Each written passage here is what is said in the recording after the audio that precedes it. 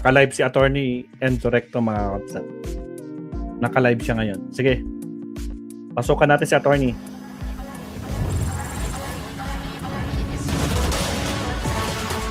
Tingnan muna yung ebidensya. Wait lang. Ng katotohanan. Pilipinas. Ito, Po kayo nasa... Sabi ni Attorney, ang yayabang ng abogado ni Sara, panggulo na talaga. Di naman umubra kay Attorney Ligutan. Diyos ko po. Sige.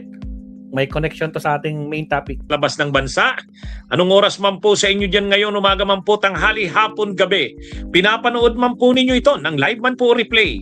Mga kabunyog, mga kababayan, ang ating pong pagbati ng magandang araw, Pilipinas at mundo. Yan, mga kabunyog.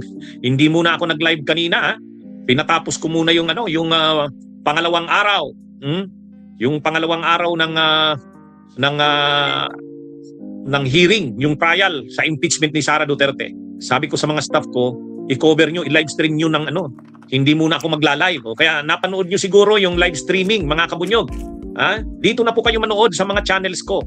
Saka sa Facebook page ko, dito na kayo manood ng live streaming. Shout out Kabunyog John Pinas, Erwin Varela. Napanood nyo ba dito sa aking YouTube ng live streaming na yan? Magbibunatan Abraw, shout out pabayan. So, napanood natin ngayon, ito yung unang araw, ito yung unang araw ng pag-present ng mga ebidensya, mga kabunyog. Unang araw ito. At ngayon, ang present ngayon yung sa NBI. Yung sa NBI. Ang nakasala ngayon ay yun munang article of impeachment na tungkol sa pagbabanta ni Sara sa buhay ng Pangulo, ng First Lady, at kay dating Speaker Martin Romualdez. Yun muna yung inuna. Yun muna yung inuna. Sa pagkakasunod-sunod ng mga articles of impeachment, pang-apat yun. Pang-apat yun. Kaya lang, yun kasi yung medyo madali na medyo konti ang ebidensya doon, konti ang testigo, para makapagsimula na yung impeachment trial, yan na muna yung inuna. Yung iba kasi, mga grabe ang mga ebidensya doon, yung sa confidential funds, yung sa unexplained wealth, ito madali-dali ito. Kaya kanina, ang isinalang yung yung natestigo, yung sa NBI. Sa nangyari kanina, mga kabunyog, yung abogado ng defense. Salamat, Jenny. Attorney Joaquin Carlo Narbasa ba yun? Pasensya na, hindi ko masyadong natandaan ang pangalan ng na yun. Carlo Pero Narbasa. parang Joaquin Carlo Narbasa yan eh. Joaquin Carlo Narbasa. Yang nakikita nyo sa kanan, yan yung Joaquin Carlo Narbasa. Ang nag-present naman sa panig ng prosecution ay si Attorney Amando Vergil Ligutan. Saka si Congressman Lawrence Defensor. Yan yung magkatulong kanina. Mga kabunyog, mga kababayan. Sa prosecution kasi, laging nagpa-partner yung public prosecutor, ibig sabihin yung congressman, at saka yung private prosecutor. Naghatian na sila, nagtuka-tuka na sila. Dito sa ground na ito, itong article of impeachment na ito, tungkol sa grave threat, yung pagbabanta sa buhay ng Pangulo, First Lady, at ni dating Speaker Martin Romualdez, ang naka-assign na prosecutor, public prosecutor o congressman, si Congressman Lawrence Defensor. Si Congressman Lawrence Defensor, yan yung congressman ng Iloilo. Magaling yan, mabait. Mabait. Principle. Ang naka-assign naman na private prosecutor, si Attorney Amando Vergil Ligutan Jr. Yun. Sa parte naman ng defense, ang naka-assign naman yung Attorney Joaquin Carlo Narbasa. Carlo Joaquin Narbasa, tama ba? Carlo Joaquin Narbasa. So yan, mga kabunyog, mga kababayan. So anong nangyari kanina? Simula pa lang, ang una munang nag-present si Congressman Defensor, si Lawrence Defensor ng Iloilo. Siya yung unang nagsalita. Ay doon pa lang, pagsalita pa lang ni Congressman Lawrence Defensor, binabara na nitong itong Attorney Narbasa na ito. Masyadong mayabang itong abogadong ito na itong Carlo Joaquin Narbasa. Nagsisimula pa lang si Congressman Lawrence Defensor, yung public prosecutor. Actually, nagsisimula pa lang magsalita. Sabi niya, ang unang nagsimula muna siya, sabi niya, ganito ang sinasabi niya ni Congressman Lawrence Defensor. nitong nakaraang araw, anya, nabalita sa ating bansa yung nangyari sa Tacloban, Leyte, kung saan 3 ang napatay at marami ang nasugatan. Ang salarin dito ay mga minors. Yon. Tapos sinabi niya rin ni Congressman Lawrence Defensor na mayroon din na pangyayari na yung yung nung panahon ni Duterte, yung isang teacher na nagbanta sa buhay ng Pangulo, kaagad-agad inaresto yun. Inaresto kaagad yun, kinasuhan yun. So, anong pinapakita ni Congressman Lawrence Defensor? Ang pinapakita ni Congressman Lawrence Defensor, kung yung mga karaniwang tao na yan, na na-involve sa mga ganyang pangyayari, katulad nung teacher na nagbanta sa buhay ng Pangulo noon, hindi na yun masyadong seryoso eh. Pero, inaresto yun. Inaresto yun. Kawawa nga yung teacher na yun, nagsusuri na nga. Pero, dahil ang paliwanag nga, hindi tama yun na magbanta ka sa buhay ng Pangulo. Yun, mga karaniwang tao yun karaniwang tao yun. Wala namang kapasidad talagang gawa ng masama ang presidente. Teacher, nag-post lang siya na kung sino man daw ang gagawa ng kay Duterte noon, babayaran niya. Pabiro lang yun. Pero sabi ni Congressman Lawrence Defensor, sineryoso na yun. Sineryoso na yun. Ganon seryoso ang bagay ng pagbabanta. O ngayon, ang ginawa nito ni Attorney Carlo Joaquin Narbasa, kaagad-agad nag-object. Nagsisimula pa lang magsalita si Congressman Lawrence Defensor. Binabara na kaagad nito ni pinapatigil niya, sabi niya objection. Objection kaagad. Ang sabi nito ni Narbasa, bakit naman daw narration ang ginagawa ni Congressman ng public prosecutor? Hindi daw yan pwede diyan sa trial. Hindi naman daw yun pwede na nagnanarrate ka. Para ka nang nag-i-speech na nagnanarrate ka, nagkikwento ka. Hindi pwede yun. Sabi nitong ni Narbasa. Sabi naman ni Congressman Lawrence Defensor, inaano ko lang muna, nagsisimula lang ako, hayaan mo lang muna akong matapos ito. Hindi naman kita papakialaman pag ikaw na rin ang nagsalita. Hindi, talagang makulit. Makulit itong Carlo Joaquin Narbasang ito. Pero, buti na lang si presiding Senator Judge Chis Escudero, nakikita niya naman yung punto ni Congressman Lawrence Defensor, hinayaang magpatuloy. Yan yung ganyan katindi, yung Carlo Joaquin Narbasa na yan. Napakabait ni napakabait ni Lawrence Defensor, hindi mayabang yun. Mabait yun. Kaya lang, talagang gustong anuhin ito, nagsisimula pa lang si Congressman Lawrence Defensor, naglalatag pa lang, parang konti muna Siyempre, hindi ka naman kaagad pupunta dun sa masyado ng seryoso. Hindi, ang ibig sabihin natin, linilay down niya muna yung argumento. Yan yata yung role ni Congressman Lawrence Defensor eh. Parang may kunti munang introduction. Kasi, dun sa seryosong part na isasalang na yung ipipresent na yung testigo, si Attorney Liguta na. Parang siya bilang public prosecutor, siya muna yung maglilay daw ng punto. Tama naman yung punto eh.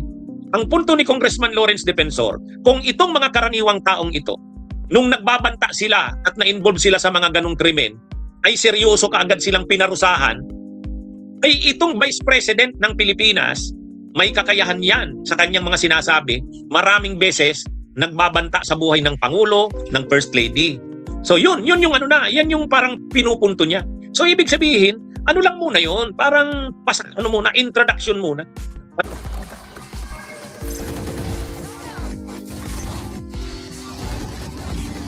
Pag ng maraming introduction, wala na daw mga narration, diretso na. Bakit? Ano ba naman pakialam niya? Wala siyang pakialam kung ano ang gagawin ng prosecution. Strategy. Kaya nga sabi nga ni Congressman Lawrence Defensor, patapusin mo ako. Pag ikaw naman ang nagsalita, hindi rin kita hindi rin kita guguluhin o papakialaman. Hahayaan din kita. Hindi nagtaas ng boses si Congressman Lawrence Defensor. Pero buti na lang itong si presiding judge Chis Escudero, sinang-ayunan, hinayaan si Congressman Lawrence Defensor. Ang sabi lang ni presiding judge Escudero, okay, Congressman Defensor, okay, sige ituloy mo yan, pero wag mong habaan nangako naman si Congressman Lawrence Defensor na 5 minutes. 5 minutes. Yon? Mabuti nga, hindi nagtaas ng boses si Lawrence Defensor.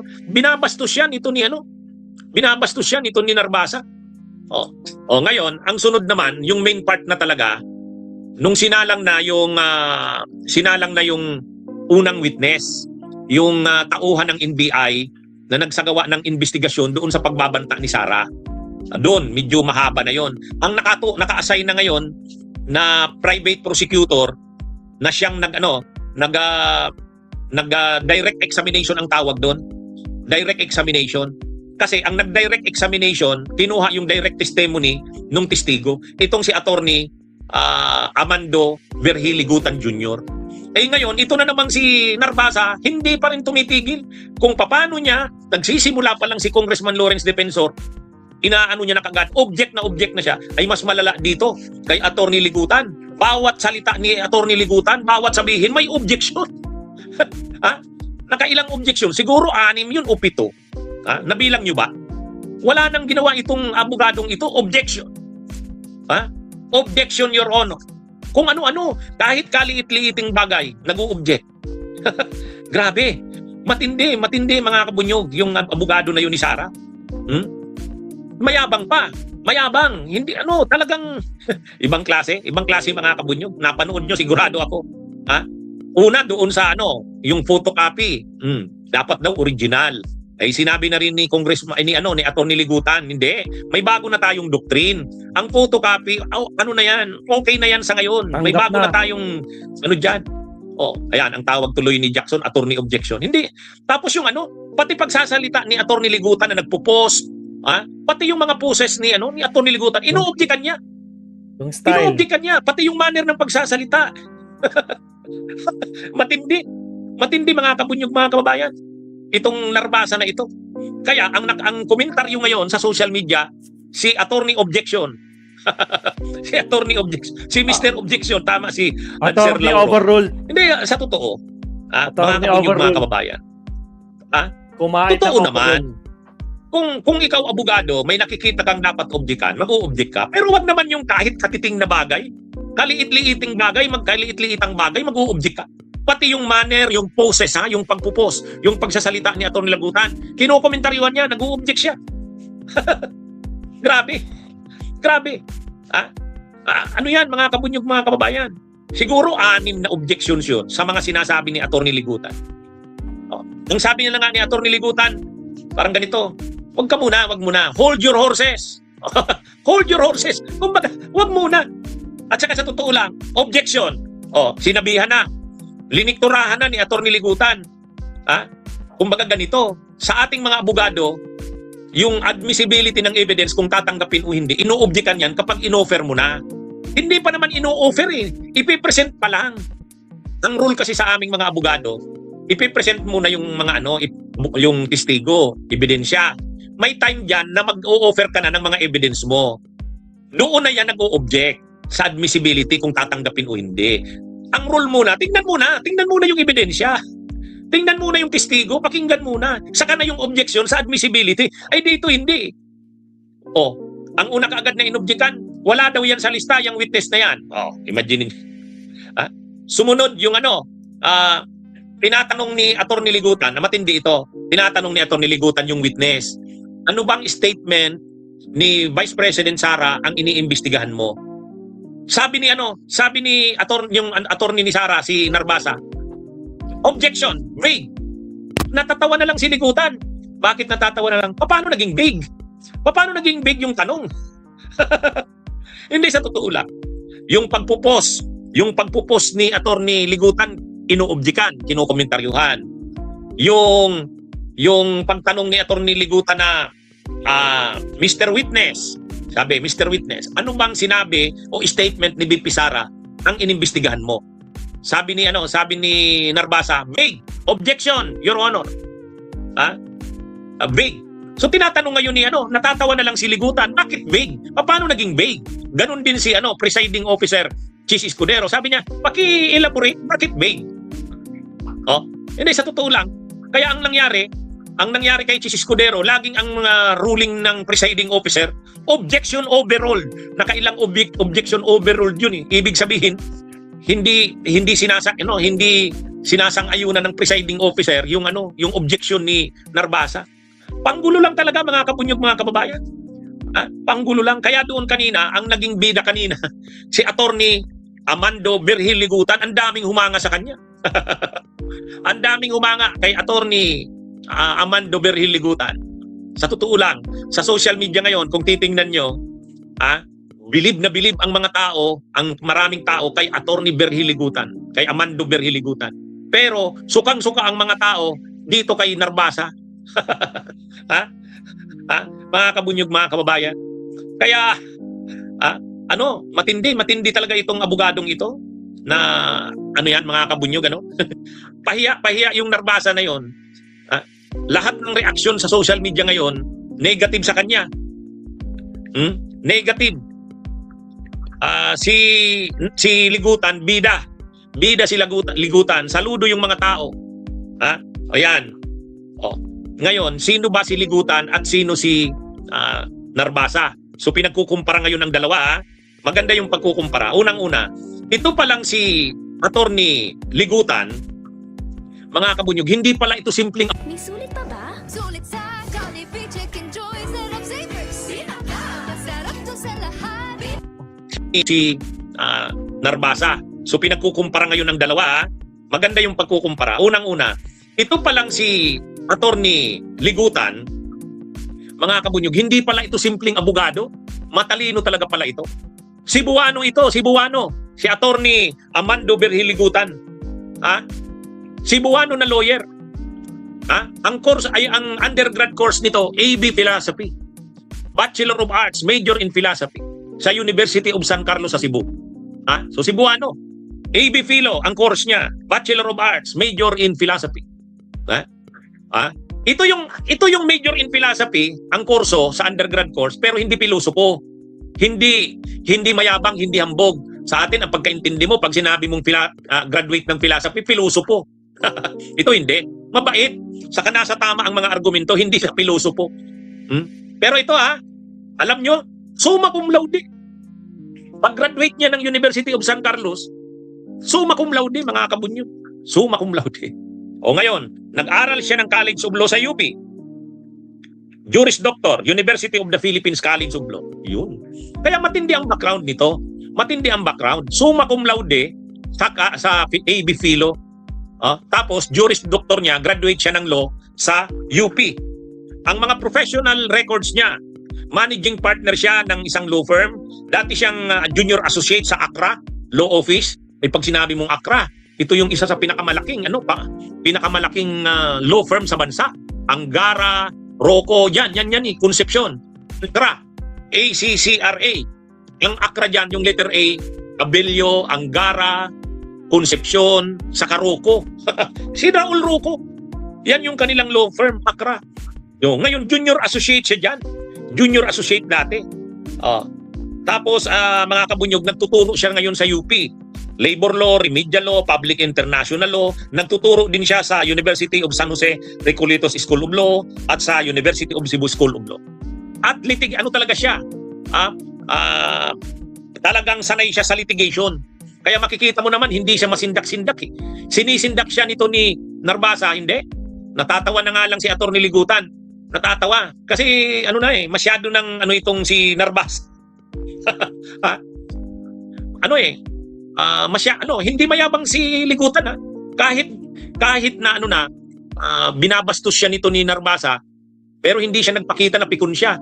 Ang nagiging reaksyon na lang ni Ligutan, natatawa na, parang ganito, bakit nag-o-object? Bakit ka nag-o-object?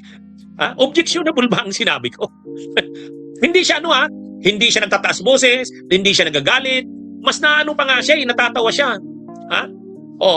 Yan si Attorney Amando Berhil Ligutan. Yun pala yung impressive pala ang kanyang records, Summa cum laude, AB Philo. Tapos UP Law pala yan. Mga kabunyog, mga kababayan. Kaya mga kabunyog, magaling talaga si Ligutan. Ang style talaga ng kampo ni Duterte, manindak. Parang kung mahina ka talagang lawyer, kaya kang sindakin nitong mga abogado ni Sara Duterte. Naninindak problema. Hindi naman Nakakuha ng katapat itong Narbasa na to. Hindi naman madaling sindakin si Ligutan. Ang galing nga eh. Pero, hindi naman mayabang. O, ngayon, dito naman tayo kay Carlo Joaquin Narbasa. Sino naman to? Alam nyo, ang Narbasa pagdating sa law, ang pinakakilalang Narbasa, yung dating Chief Justice, Andres Narbasa. Nung teenager pa ako, lagi kong nababasa yan, lagi kong naririnig, ang pangalang Andres Narbasa. Kasi nung pinatay si Ninoy, nagbuo noon ng fact-finding committee o commission si Marcos para imbestigahan yung yung pagpatay kay Ninoy Aquino, double murder case, Aquino Galman. Yung Aquino Galman double murder case. Ang noon, ang Agraba Commission ang tawag doon. Kasama ni Agraba doon si Andres Narbasa. Magaling yun na lawyer. Naging Chief Justice yun.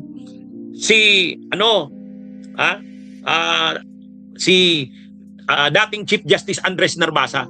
Kaya lang, pagkatapos niyang maging Chief Justice, nung impeachment ni ERAP, siya ang lead counsel, yung Narbasa. Si Narbasa. Ngayon, yung Narbasa na yon, si Andres Narbasa, may anak yon, Gregorio Narbasa yata. O, ito yatang Carlo Joaquin Narbasa, anak nung Gregorio Narbasa. Anak nung Gregorio Narbasa. Ngayon, mayroong law office na ang tawag Fortune Narbasa and Salazar Law Firm. Sikat din yan. Siyempre, pag sinabi mong Fortune, yung magkapatid na Fortune, si Sigfred at saka si Raymond. Pag sinabi mong Narbasa, yung ilang henerasyon na nga yan ng mga magagaling na lawyers. Yung pinakakilala, yung dating Chief Justice, si Andres Narbasa. Ang anak nun, Gregorio Narbasa yata. Ngayon, itong Carlo Joaquin, anak nung Gregorio, kaya apo ito nung dating Chief Justice. Kaya medyo kaya siguro mayabang din itong Carlo Joaquin Narbasa kasi Narbasa nga eh, kilala. Nag-graduate ito ng AB English Literature sa Ateneo de Manila, nag-graduate din ng Law, Juris Doctor sa Ateneo de Manila. Naging lawyer 2016. Senior Associate ito ng Fortune Narbasa and Salazar Law Firm. So talaga, kumbaga may pangalan kasi yan Narbasa nga eh. Kaya lang nasubrahan ng yabang. Nasubrahan ng yabang itong ito. Ngayon, parang ang nangyari, nilikturahan siya ni Ligutan. Buti na nga lang mabait si Ligutan eh. Hindi naman siya binastos eh. Hindi naman siya binastos. Anyway, bukas abangan ninyo kasi yung ginawa ni Attorney Ligutan ang tawag doon direct examination. Bukas, cross-examination. Ang magsasagawa naman ngayon ng pagtatanong doon sa testigo, itong sila Narbasa. So abangan nyo, ila-live stream na naman natin bukas, ha? Abangan ninyo. Pero ako, kung tatanungin nyo, yan yung naobserbahan ko dito kay Narbasa at saka kay Ligutan. Okay, mga kabunyog, mga kababayan.